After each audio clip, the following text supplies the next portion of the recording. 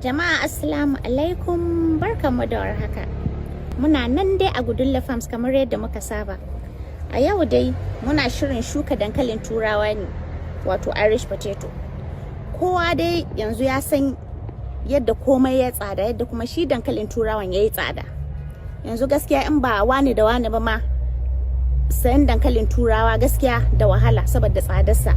So noma ya sauwaƙa ma mutum ya shuka abin shi ya ci abin shi ba tare da wani zuwa kashin kuɗi ba.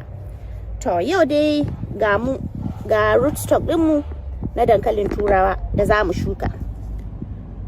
Kuma wannan shukar da za mu yi ne a leda. Waɗanda suke da experience ɗin noma za su san dalilin da yasa ake noma a leda, ake shuka a leda. Waɗanda kuma ba su da experience za su yi ta wondering, a'a leda kuma ya za a yi kuma a yi shuka a leda. To akwai dalilai da suke sa a yi shuka a leda. Ɗaya daga cikinsu shine idan mutum baya da wurin shuka, kamar misali gidanka duk siminti ne, to sai aka zo da wannan yayin na zamani, sai ka shuka, ka samu ƙasarka mai kyau wadda take da kyan shuka, sai ka ɗuɗɗura ta a leda ko kuma ka ɗuɗɗura a buhu. Yawa sai ka shuka abinka. Ko kuma ƙila wurin da kake da ƙasar shuka, maybe ƙasar bata da kyau, bata ɗaukar shuka, to shine sai ka samu ƙasa mai kyau ka ɗuɗɗura a buhu ko leda, sai ka zo ka shuka. To yau dai dankalin turawa ne za mu shuka kuma a leda.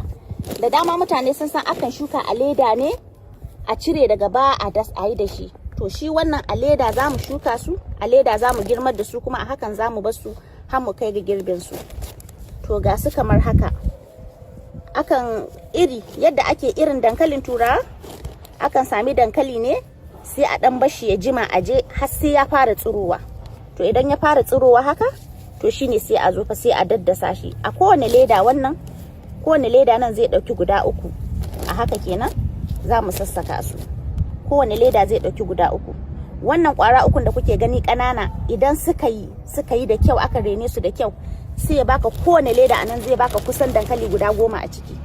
Idan yayi da kyau, ka iya kula da shi da kyau. So yau abin da muke yi kenan a Gudulla Farms. Za mu daddasa su kamar haka, za mu sassaka su a ciki, sai kuma mu zo mu rufe da ƙasa, sannan sai mu yi ban ruwa, sai mu bar su mu ci gaba da renon su, mu ci gaba da kula da su, da sa taki har zuwa girman su. Idan kuna bin pejin shafin mu kenan na Gudulla Farms a Facebook da Instagram, duk za ku ga yadda za ta kaya daga renon